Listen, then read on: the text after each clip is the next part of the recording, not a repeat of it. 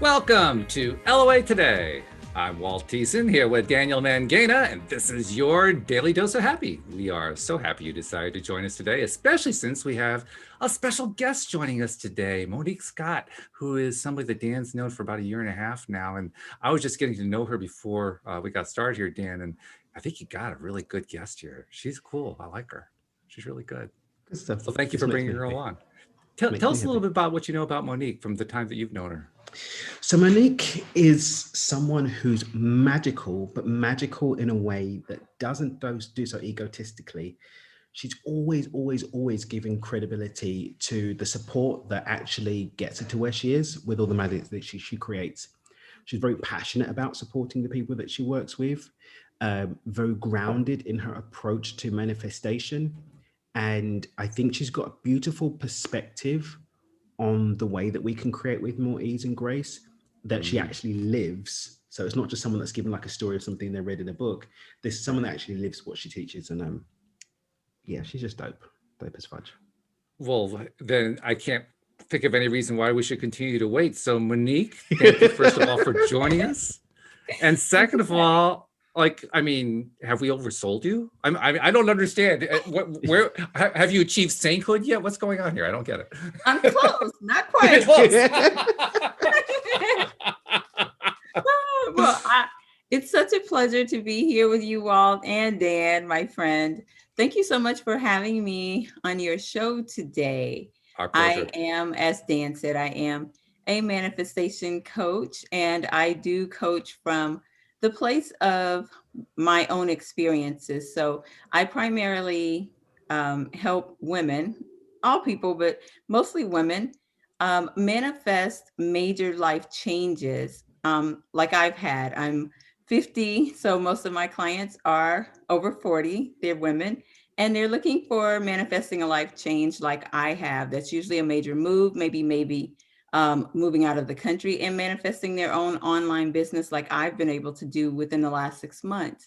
And I really love teaching people to expand their awareness, while just to understand that we can truly have whatever we want, that we create our own reality. And so a lot of my clients that I teach, that's a new concept for them. So mostly I attract new law of attraction practitioners, but I love it. I love seeing the awareness expand. You caught my attention there for a moment when you said within the last 6 months. It's like the antenna went up. I say, wait a minute. Okay, you got to tell us this story. What happened within the last 6 months? So honestly, May 1st, and I just told God, the universe, source, energy, infinite, intelligent, whatever you decide to call he, she, or it, right? I decided that I wanted to leave corporate America. I was in insurance, making very good money. There was nothing wrong with my job, my boss, my coworkers, nothing. By all accounts, Walt, I had a good job, right? Mm-hmm. But I decided, hey, I'm approaching 50 and I don't want a salary cap. I don't want someone to tell me how many days off I can take being sick, right? Oh, you can only be sick for 2 days out of the month or whatever. That sounded ludicrous to me. So I basically told God, you know what? I want to leave corporate America. I want to start my coaching business, or really get serious about my coaching business, because I've been coaching for free, to be honest with you. Get serious about my coaching business, get paid for it. And I think I want to move to Miami, Florida. Never been there, didn't know anybody, saw a bunch of YouTube videos that looked beautiful, said, hey, I guess I'll go there. Going to Miami. All right, here we go. Yeah, right. And when I tell you, literally, the universe just started moving things in place. When I started moving, things started moving. And I decided September 2020 was when I wanted to be in Miami. And I actually rolled into the Airbnb August 31st. Now, I'll tell my you, God. Yeah, it happened that quickly. No money saved. Didn't know anybody. I didn't even have a place to stay yet, Walt. I give you credit though, because you gave yourself a whole day buffer to work with.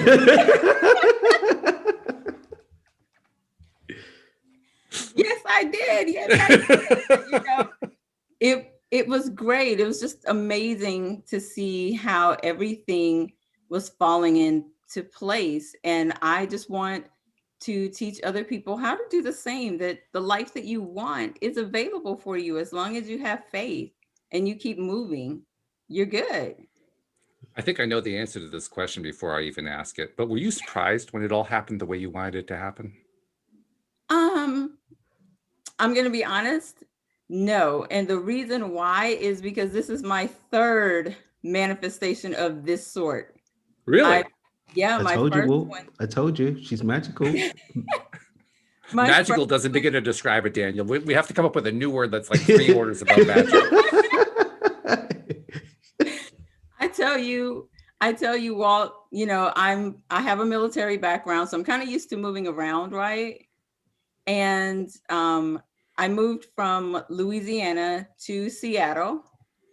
This was 2001. Yeah, because of the World Trade Center. That's how I remember the year, Oh, yeah, unfortunately. of course. Right. But yeah, in March, I told God that, hey, you know, I think I want to move to Seattle to be with the person I was dating at the time, and didn't have a job. He was the only person I knew, but I did it. So I rolled in the end of May.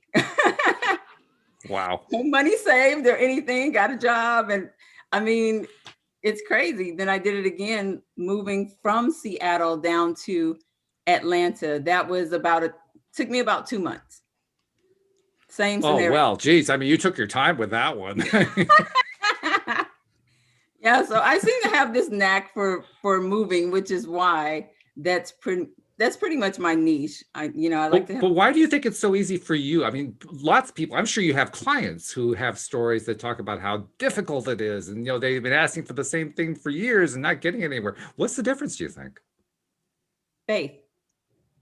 Ah, That's it. That's been the number one thing. Faith that what I ask for is going to manifest, and I'm not attached to the outcome. So I don't try to tell God how it should happen. I do tell him the time frame that I want, and I always get the time frame. that's a little unusual. Yeah, that's pretty cool. Yeah, most people, yeah. But I generally know what I want. So when I want to move, I'm ready for something different. I'm ready for something different. So I really think that that's the different, Walt. I don't question God. I just say, here, this is what I want. Do it how you do it. I'm gonna keep taking steps to co-create my reality, right? But I don't tell him or even wonder how it's going to happen. I just let it happen. Well, I think your answer was matched perfectly with what my expectation was. You described it as faith. I would describe it as certainty. Yes. You had no doubt whatsoever. It was just certain. This wasn't something that could happen or that you would hope would happen, or you were really, really, really feeling good it was going to happen. You just knew it was going to happen. There was no doubt at all. It was pure certainty. Yes, because if I believe that the universe always tells us yes, why would I doubt? It doesn't make sense to me. So that's just how my mind But you works. got to hear that all the time, right? I mean, that's what clients are telling you, either directly or indirectly, when you're dealing with clients or just people that you're talking to in general. I mean, that's like the common belief system, isn't it? Yeah, pretty much. But you're right. I do have clients who struggle with the how. Monique, how is it going to happen? But I don't know how it's going to happen. Well, if you keep focusing on the how, it's not going to happen because you're worried too much about it. It's the detachment that's difficult for a lot of people, I think. But honestly, Walt, I've been manifesting for so many years now that for me, it's a no-brainer. It's just how I live. It's just my lifestyle now. That's good. That's really good. It's gotten into your blood, basically. It has become Yeah. part of your DNA. Yeah. Yeah, that's really good. What do you think about the action component? This is something that is a bit controversial among LOA circle people in general. Some people are totally in favor of, yes, you incorporate action. Other people say, no, no, no, you're too inclined to take action before you get yourself into alignment and so forth. Where do you fall on the action component piece of the puzzle? Honestly, I have never had any of my major manifestations happen without action. So all of my clients know my famous line is, there is no attraction without action. That's Oh, for me. For me, that's what I believe, because I feel like if I'm co-creating with the universe, he has, or it has a part to do. I have a part to do. It's not, that just is too reminiscent of how I was brought up in church. Oh, just pray to God and just wait. Just wait to see what happens. Just wait to see if he wants to bless me with it. Just wait to see, whatever. And so I think that waiting gets a lot of people stuck. Now, have I manifested things without taking action? Yes, I manifested right at the beginning of COVID, and everybody was coming out with all these different masks, right? Right. And so I wanted one of the face masks that looked like a gas mask to me. It had like these two little filter thingies on it, right? And I wanted one. And I was talking to my daughter on the way to driving to Ulta to get some makeup. Came out of Ulta like 45 minutes later, two ladies standing in the parking lot talking. One had that exact mask on. Asked her where'd she get it. She said, "Oh, I sell them for $20." I said, "Well, let me get your number because I don't have any cash on me, right?" And so I got her phone number, got in my car. Well, by the time I cranked the car up and was getting ready to put it in reverse, she knocked on my window, scared me. I was like, "Oh my God." And she was like, "Here, I just wanted to bless you with it." Nice. Nice. I like that. Very Yeah. nice. Yeah, So it that's just fun when that happens. Yeah. You know about Daniel's ebook, The Money Game, right? Yes, I do. Because that kind of is along the same lines of what you're talking about there. He's doing it with pure amounts of money, but it's a very similar thing about that vibration being built up a little at a time. Although you seem to build it up in large chunks at a time, so I'm not sure if the rules apply to you the same way. And I don't know how. I don't know what I'm doing. Well, if we take Daniel's theory is you got a really big edge. That's really what it is. I mean, your edge is like. Well, maybe I am magical after all. Well, I mean, at the end of the day, one of the things I love is there's a playful, almost a childlike wonder in the trust and the relational dynamic that Monique brings to her manifestation, right? It's, hey, like, this would be pretty cool. I'd love if like we could work on this. And then she goes for it, knowing that it's going to happen. If Ariana's like, hey, I'm going to jump off the bed, so you're going to catch me. Like, she's doing it because she knows that she's going to get caught, right? And that's what we're doing when we're creating. We're stepping out and saying that this expectation that I have of energy, whether I personify that or whether I keep it as just pure energy, that expectation, that request that I'm making is going to happen, and I'm going to move towards it as it moves towards me. Right. That's absolutely right, Dan.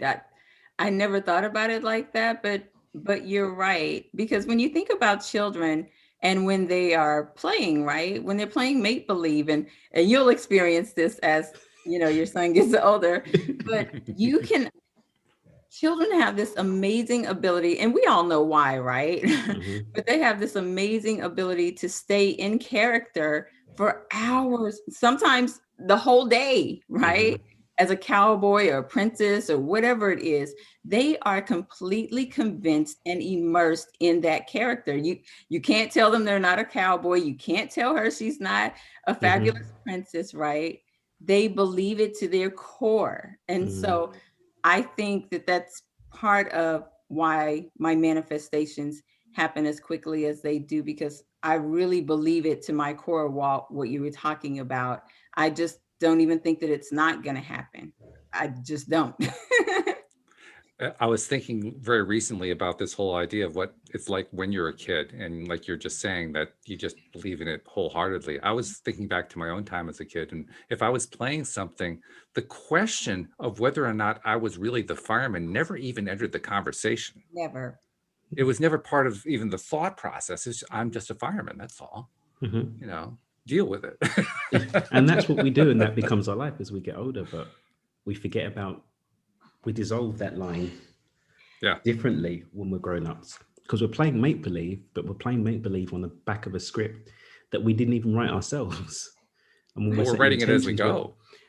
And also, you know, as we're setting intentions, we're disrupting what that script is and introducing what we want in it. And when we're Yeah. going out and then going to manifest something different, we're saying, oh, I know there's a script happening, but I like this instead. I'm going to have that move. I'm going to have that abundance. I'm going to have that relationship. But if we just came with that same playful certainty, that faith of, I guess I'm moving here now. This is what I'm doing. I guess I'm healthy. I'm healthy. I'm happy now. I guess I'm in this loving relationship. I guess I'm abundant now. And step into it, then reality must follow, because that's what it's doing all the time anyway. But we're just not consciously aware that we're creating what we don't necessarily want. Yeah. So I'm going to put you into your coaching mode right now, Monique. I'm going to pretend that our listening audience is your client. Okay. And I'm going to pose a question or two to you as if I was representing the client and saying, okay, here's what the client is saying to you. All right. So since most of your clients are women, you'll have to pretend that I have a higher voice than I actually do. But, you know, just yeah, exactly. Just do a little pretending. Okay. But okay, I'm going to go based on what one of my other co-hosts, Cindy Chavez, she's also a relationship coach. She does a lot of work with women. So I'm going to draw from some of those conversations. One of the things that she experiences a lot with clients is people who have some exposure to the law of attraction. You've already described how many of your clients are relatively new to the whole concept and are trying to learn how to apply it.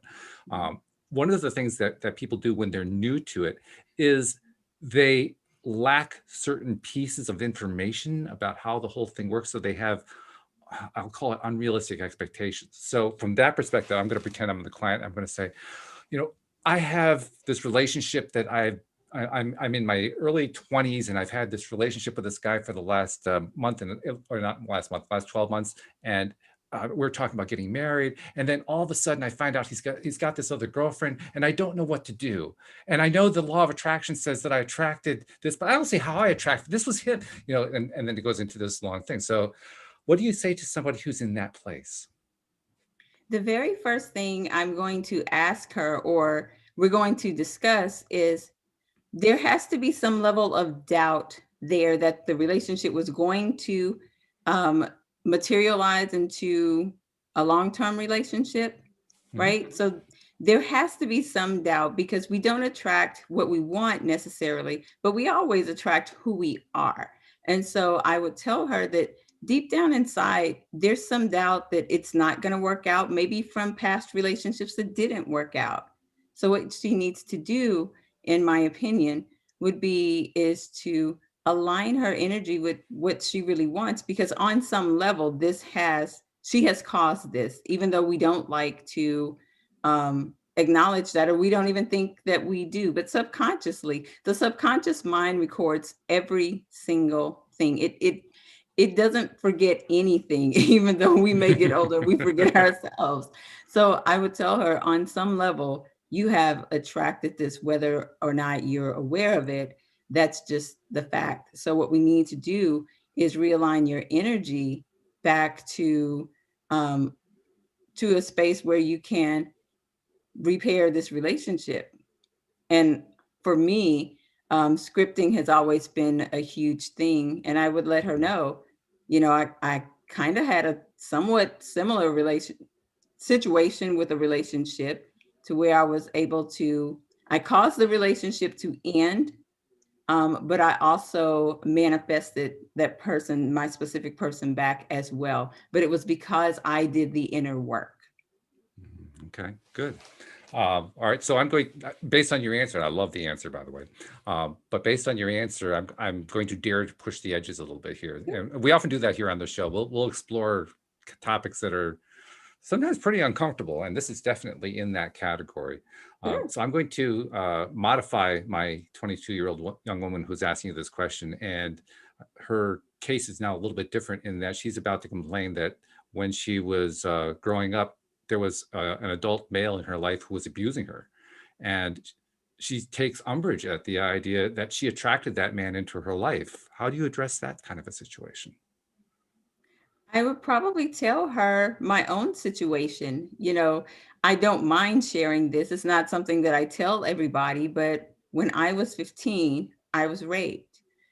But um, I took ownership of that in terms of I decided I was not going to allow that to negatively impact my relationship with men going forward. So again, Wow. I had to do the inner work to forgive that That's person. tough. That's a Yeah, tough position. not easy. I forgave him. I wish him to this day nothing but love, light, peace, and blessings. Honestly, Wow. truly, right? I've run into him several times going home, where my hometown, but I would just tell her, I completely understand. But yet and still, you have to do the inner work to be able to move past that so that you can attract the partner that you deserve, the partner that you really want. And I was able to do that because I did the inner work. So I have to also play the role of the skeptic slash critic who says, yeah, but aren't you blaming the victim here? Not at all. Not at all. Because universal law is universal law. You can call it what you want. You can call it blaming the victim or whatever, but universal law cannot be changed. Just like gravity, it's a law. We just attract who we are, what our thoughts and our energy and our vibration aligns to. And so, if you allow those negative thoughts, feelings, negative paradigms, if you allow that to fester, that's exactly what you're going to attract. And it's not blaming the other person, but also it's more of making the person aware that their thoughts are creating their reality. Certainly not blame. Taking myself, something, I don't know what, I was only 15. That was a very long time ago. But something within me attracted that situation. So I take full ownership of that. Even though I don't know what it is, I don't deny it either. Wow. I mean, your candor is blowing me away. Seriously, it really is. I'm impressed and just stunned. So very good. Congratulations to you. Thank Talk a you. little bit about that some more though, because Sure. I can just imagine. Well, I can barely even think about my 22-year-old client anymore. But the 22-year-old client sitting in front of you, just gobsmacked by what you just told her, and the question that's going into her mind is, how could she possibly have forgiven this guy? How could she possibly have gotten to the point where she's actually okay with seeing him? That's not possible. How is that possible? I've had people ask me that so many, almost pretty much everybody who's ever heard my story. And I like I would think, yeah. Yeah, because forgiveness that's very difficult for a lot of people. And it doesn't even have to be something as traumatic as rape. It could be you hurt my feelings, so now I'm not going to forgive you, right? But honestly, Walt, when you come, and this is for me, when you come from a space of seeing people through the lens of love, seeing them as a human being, right? I understand that this young man, which was much older than me, but I'm just saying this guy, right? Once I knew his family situation, and I'm certainly not trying to sound mean, he had no choice but to turn out the person he turned out to be because his Mm, family life was so dysfunctional and he himself was abused. Now, that doesn't excuse his behavior because we all have the choice to be bitter or to be better, right? right. But I started looking at him from from a lens of love, right?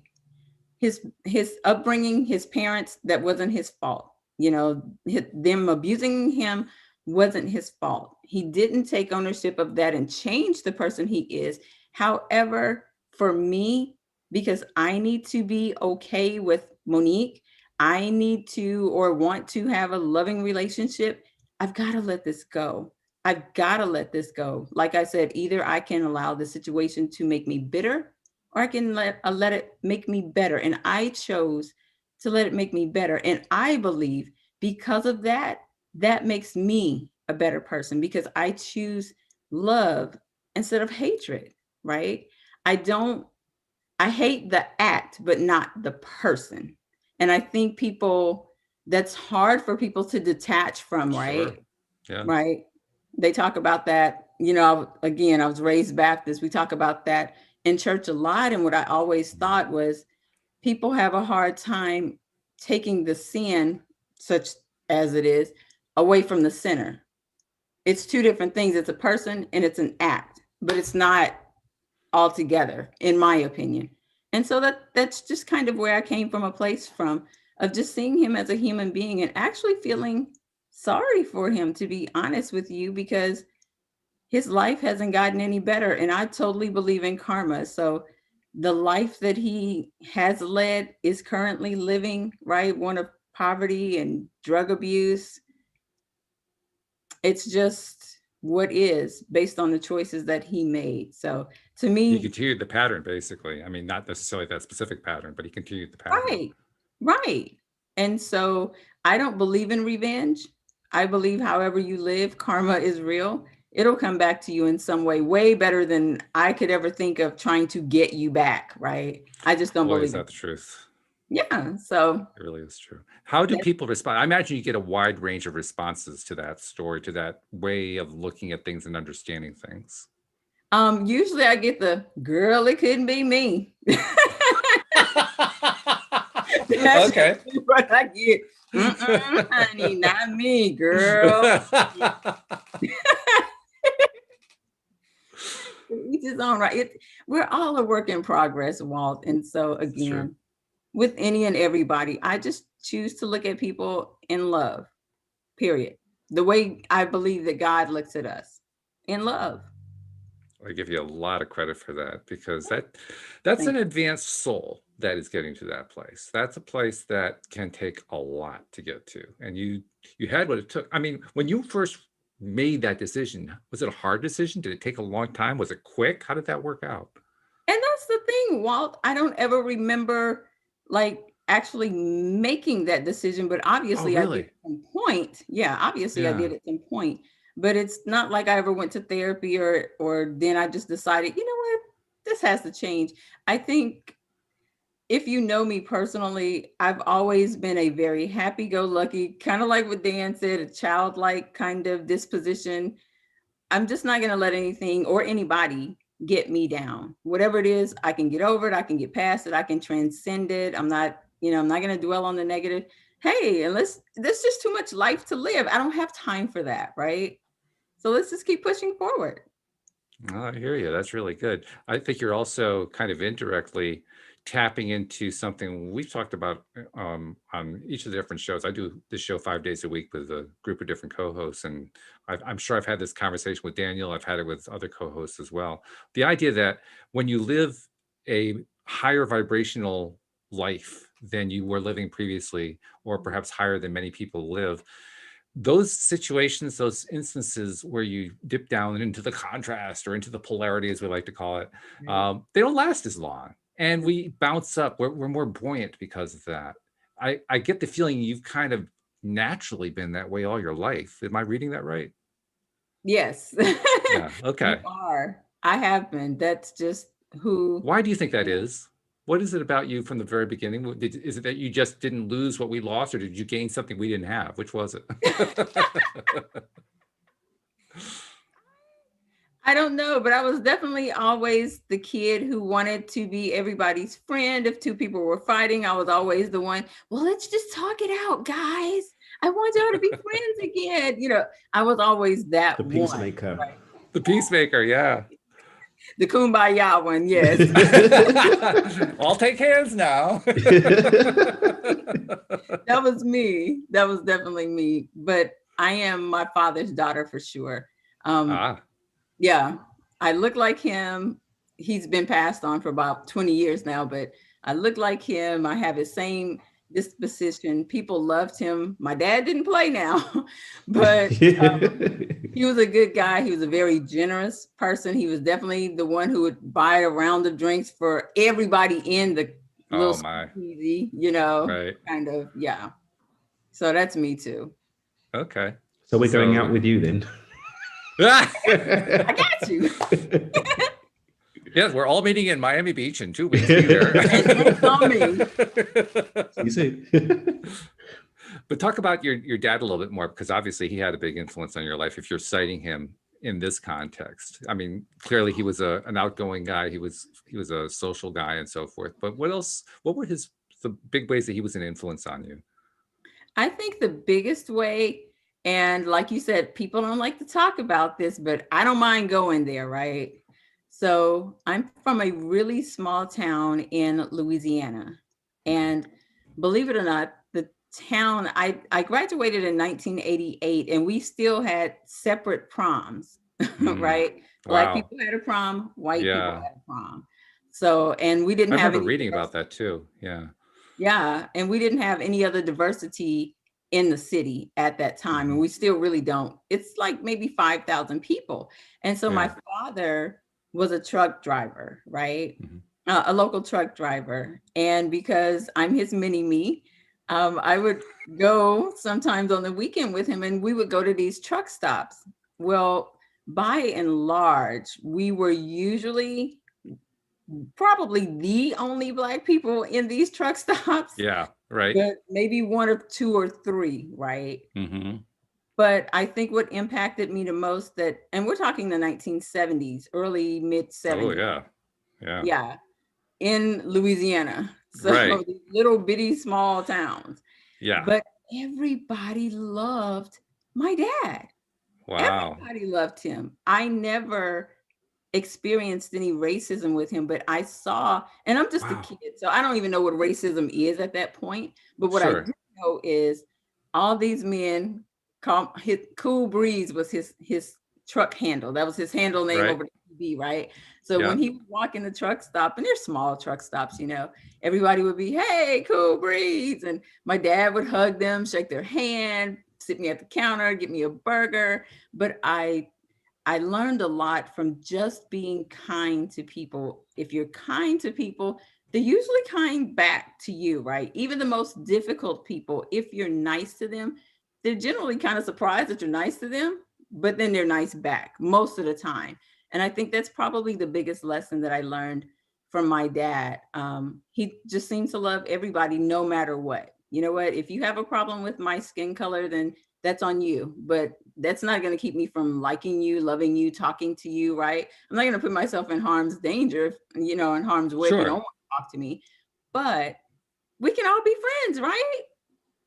So Wow. I Yeah. think that's probably the biggest thing I learned from him. He's just a happy guy, a happy, That's and really everybody something. loves Yeah. And especially for that era, that was a big, big deal to have him. that big of a difference in a man of Yeah. color. Yeah.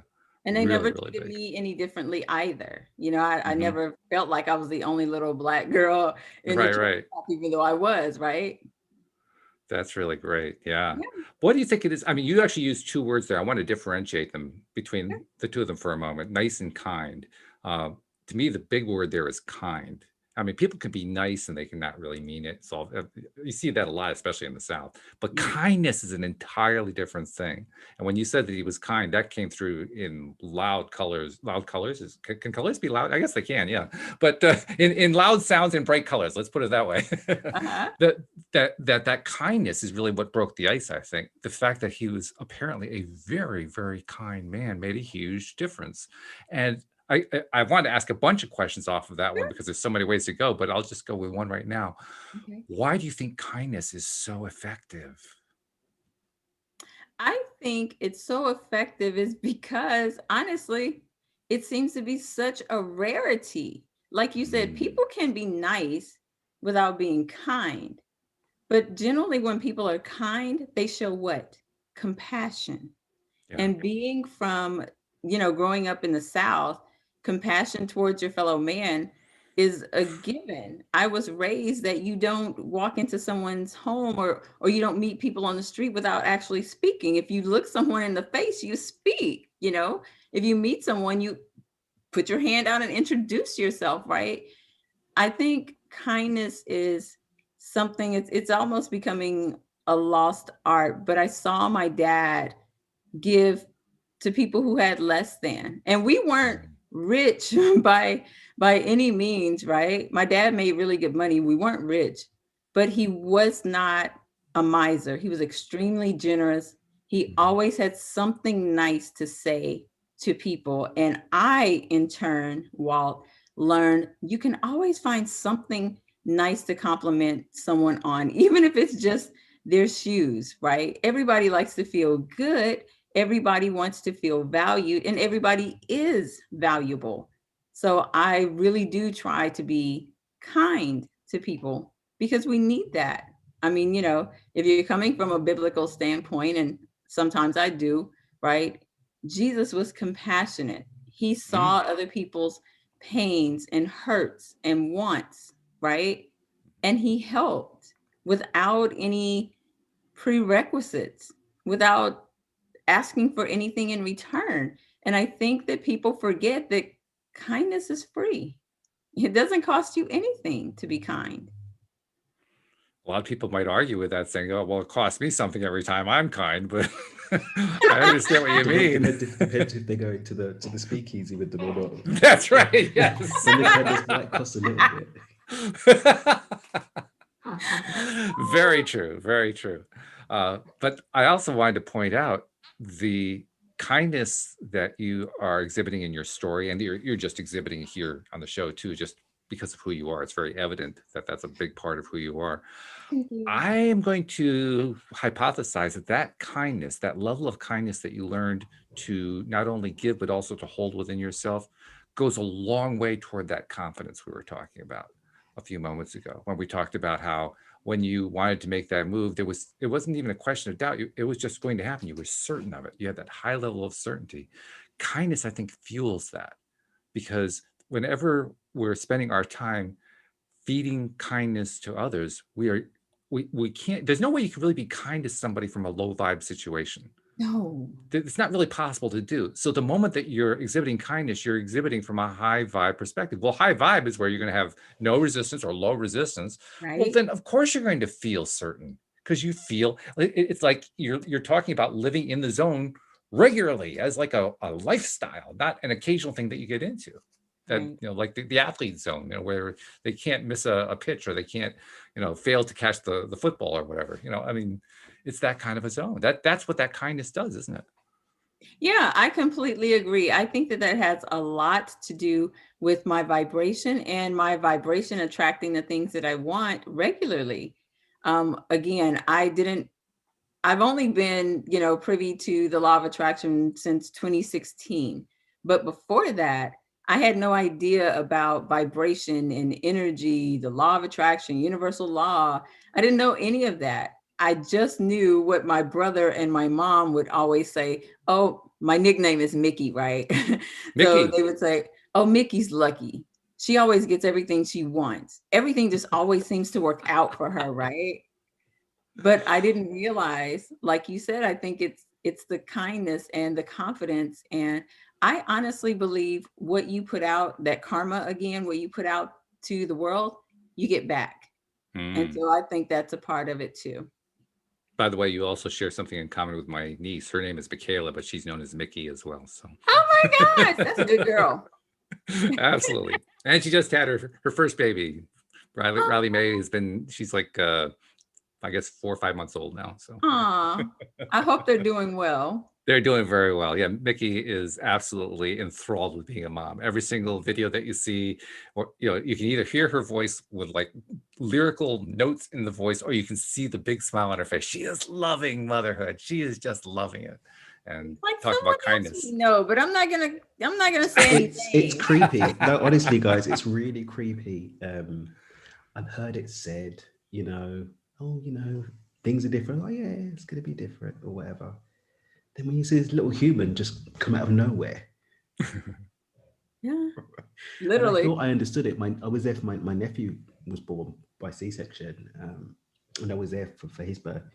I was like, oh, I'm enthralled, and we've got this. I was like, oh, KK, I love him, but it's really different. Like, I love the smell of his poo. I love to sniff his head. That is different. Yeah, it's just yeah, but it's. Daniel is exploring new levels of kindness here. Yeah. Yes. Yeah. Yes. I have to, like I said, we were joking earlier about the picture that you've seen. Yeah, I had to okay, give him some space. Cause time for kisses, yeah. Time for morning cuddles, yeah. like, all right, bro, chill out. He's like, calm down. He does the whole Definitely a he boy. does the whole Drake thing. Um, but yeah, it's unreal. It's really surreal. It's surreal. You know, he was just a I think bump I think it's 4 weeks fun ago. because I've been watching kind of from afar what it's like for you to go through the process of becoming a father and experiencing fatherhood, and I can see it. I can see the transition you've gone through, and it's cool. It's really Yeah, fun to watch. it's really cool. Yeah, he's got his little facial expressions now, and he's got his little mannerisms and his little habits and all that kind of good stuff. I'm watching him with my stepdaughter, with Ariana. Ariana's obsessed with him. Cutie, he's a cutie. He's my baby. It's great because that could have That gone is either way. fabulous. Obviously, having a new sibling, but it's lovely. I honestly don't think it could have gone any other way because, in my opinion, now I can't prove this in any way, but in my opinion, if the parents are in alignment, the kids are going to be in alignment and they're going to stay in alignment. If the parents aren't in alignment, the kids may start in alignment and then come out of alignment. But you're not going to have a situation where you have parents in alignment and the kid just goes out of alignment. I mean, That's just not going to happen because there's so much dependence that the kid has on the parent until he gets old enough to actually crawl across the floor, and then all bets are off at that point. But it's cool. okay, well, let me get back to this kindness routine here because I want to make a big deal out of this. And it's not something that I made a big deal about with a lot of people, but you exude so much of it that I want to really revisit it. Okay. Kindness in you seems to be, I wouldn't want to describe it as a lifestyle. I think it's just part of your life. It's part of it. Again, it's part of the DNA, to use that same phrase from a moment ago. It's almost like somebody asking you, how did you end up being kind? And you have to say, I don't know, I was just always kind. You found a way to explain it through your father, and that certainly makes sense. But isn't that the way it feels to you? You just feel like, well, yeah, isn't that what life is? Life is kindness. Yeah, it pretty much is. And I'll be honest with you, probably between my dad and being brought up in church, I think that has a lot to do with molding who I am today in terms of kindness, because I always, like I said, I was always the one wanting everybody to be friends and everything to work out. But, being forced to go to Sunday school every Sunday morning, then going to church, then going to Bible study every Wednesday, right? So it just kind of got ingrained in me that I'm supposed to be like Jesus, right? And if that's the case, then I should be nice and I should be kind and I should be compassionate and I should be loving towards others. But it was just something about that that also resonated within me, not only spiritually, but naturally. It just Yes. felt right. That's what it's supposed to be, right? And even now, Walt, a lot of my goal is to become, I know that I believe that we are one with God, right? Um, but if that is the case, then I want to become more and more like him, if you will, like spirit, when it comes to dealing with other people, when it comes to serving the world, when it comes to serving mankind, when it comes to serving my clients, even here on the podcast, when it comes to serving you guys. What's the best service that I can render? What do you need from me? How can I help? Right? It's just a part of how I'm wired. And I think that that's a good thing. It's definitely set me apart and made me different in a lot of circles. But I think that that's a good thing too, because I think that's one of the things that my clients they seem to be most attracted to, that and motivation. Well, if you're going to be differentiated, you might as well be differentiated on something like kindness. I mean, think of all the list of possibilities. Yeah, kindness, I'll take that one. Treat Right. yourself, please. Yeah, I can see Right. that choice. That's pretty easy. What Yeah. I think it's perhaps harder to see is how you actually stick to it. And that's why I was bringing out the whole thing that it's part of your DNA, that you have incorporated so deeply into yourself. I imagine probably pretty much since you were born, and also through your church experiences and your father and your family experiences and so forth. But you basically took it upon yourself from a very, very early age to always think in terms of being kind toward people and loving people and sharing that love. And it makes a huge difference. Yesterday's show was with Cindy, who I alluded to a moment ago. Mhm. One of the things we talked about on the show, I wanted to bring up with you to get your take on it. Okay. It was drawn from a book by Sean Aker, who is one of the positive psychology movement guys, one of the leading teachers in that movement. He came out with a book a number of years ago called The Happiness Advantage, which cites a whole bunch of scientific data about showing how happiness actually leads to successes and so forth, rather than the reverse that most people think. But he did a follow-up book, and in the follow-up book, he did some of his own research and found that success is most often driven not by whether or not a person is an exceptional student or an exceptional learner or exceptional in any way, but rather it's driven by how well connected they are within their particular community. By connected, I mean, how well do they fit into the culture of where they live and where they work and what it is they do with their lives. That connection to culture, to connection to community is the best determinant of success level.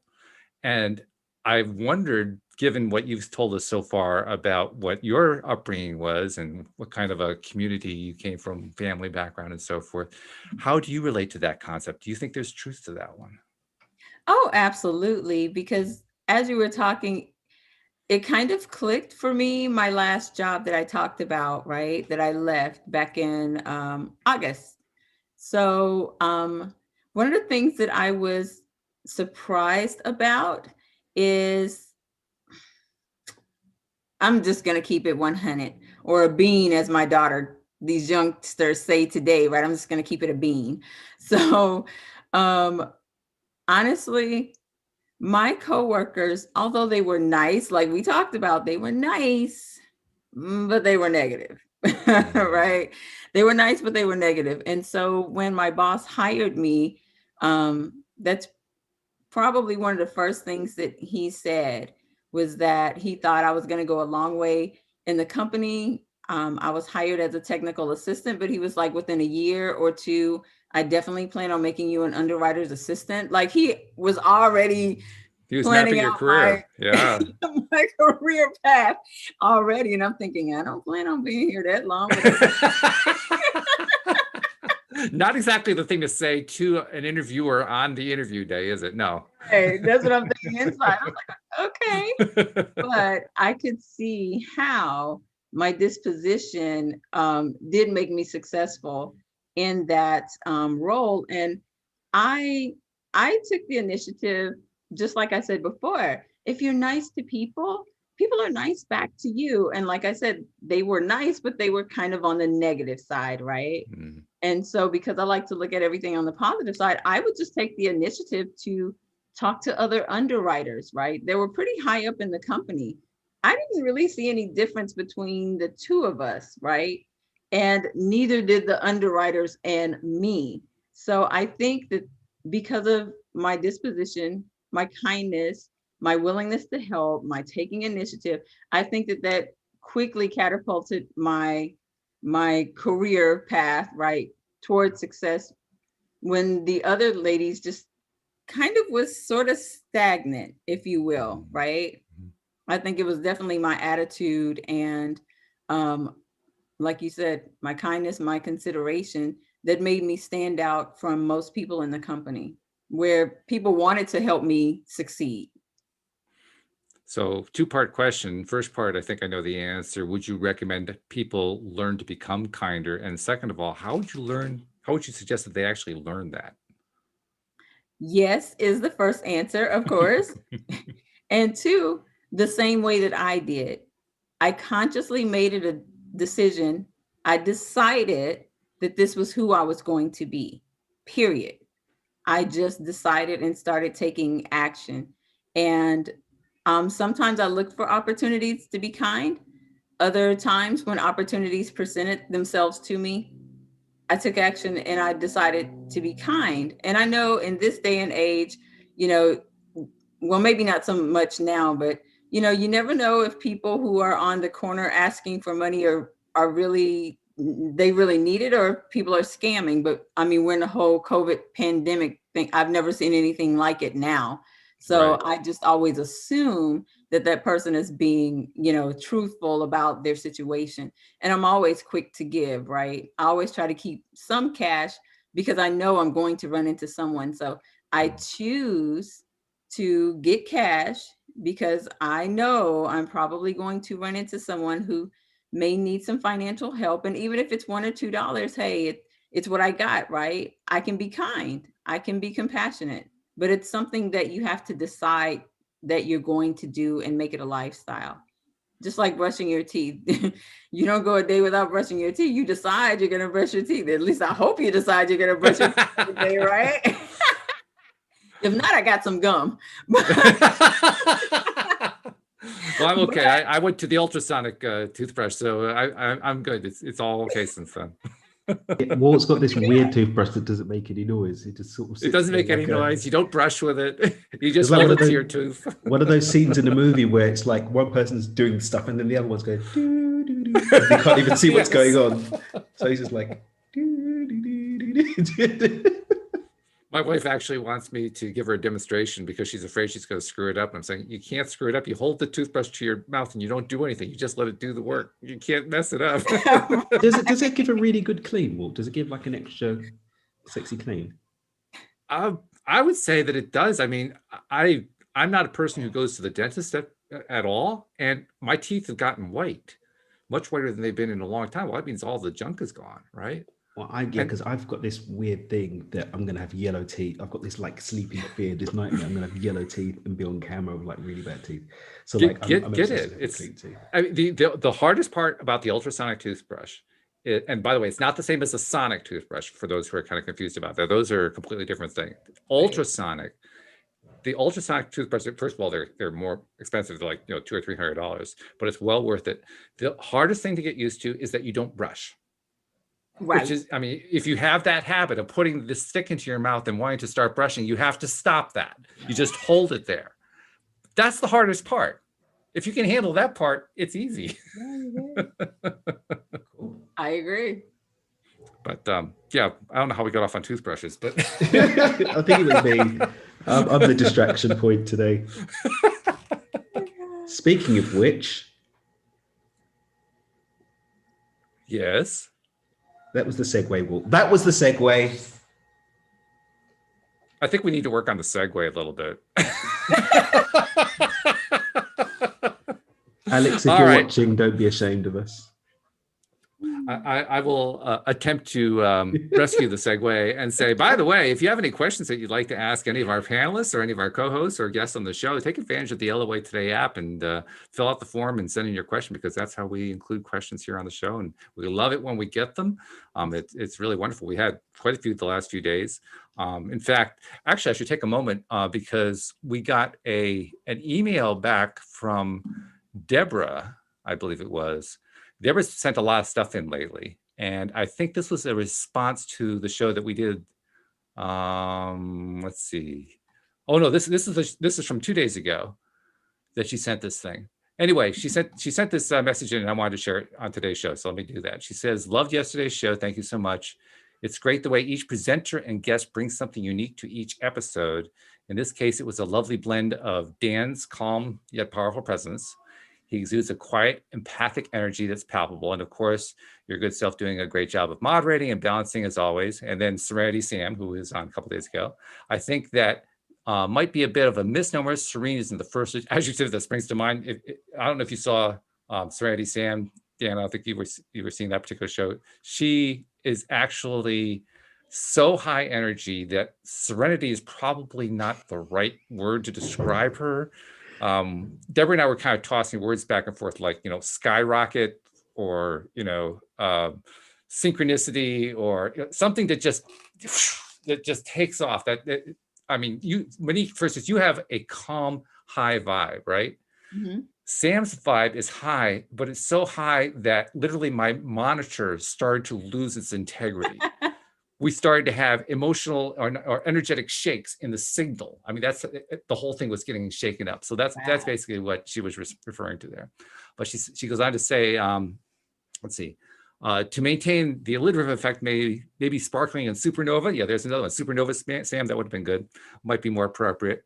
And while it was a great start to my day, so energizing, and her heartfelt enthusiasm was beautiful, I'm not surprised she literally blew the circuits. Yes, she did.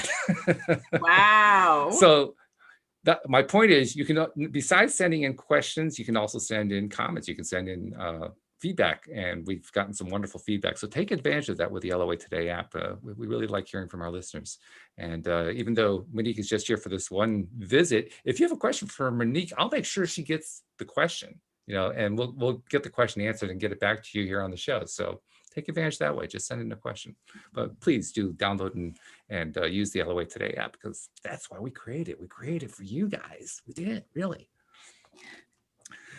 All right, so we got about 4 minutes left, so we got to do a little bit of quick summary here. First of all, I got to make sure I get this in, because you are a coach now. This is where you make your livelihood. Yeah. Probably means you like hearing from people, regardless of whether they're going to become a client. You just like to have people contact you. I do. So the big question is, how do they reach Monique? Okay, so they can reach me at my address, which is email address, which is hello@createconsciously.co. Okay. Createconsciously.co. I presume you have a website under that same domain. It's currently being worked on. Okay. All right. So that's TBD. Yes, but I will get That's all right. Sure. But it will be there. Okay. That's cool.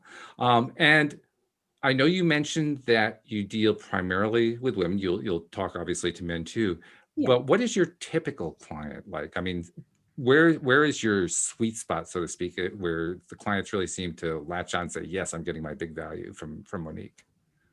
Usually when they start to take action, like I said before, they're manifesting, they're new. So they're manifesting, but they're not taking any action. So generally when they start to take action, they start seeing results. And I think the sweet spot is I give my clients high touch point. I'm extremely high touch point, extremely, probably too much, because I understand when they're new, they seem to need a kind of like hand holding and a lot of support. So that's usually the sweet spot for me, just giving them a lot of support and helping them to understand how they're co-creating with the universe. So I guess what we can ultimately say is somebody who's on the cusp and they're ready to take action, but they need somebody to help them get through that. You're their girl. You're the one to contact. Yes. Absolutely. All right. Good stuff.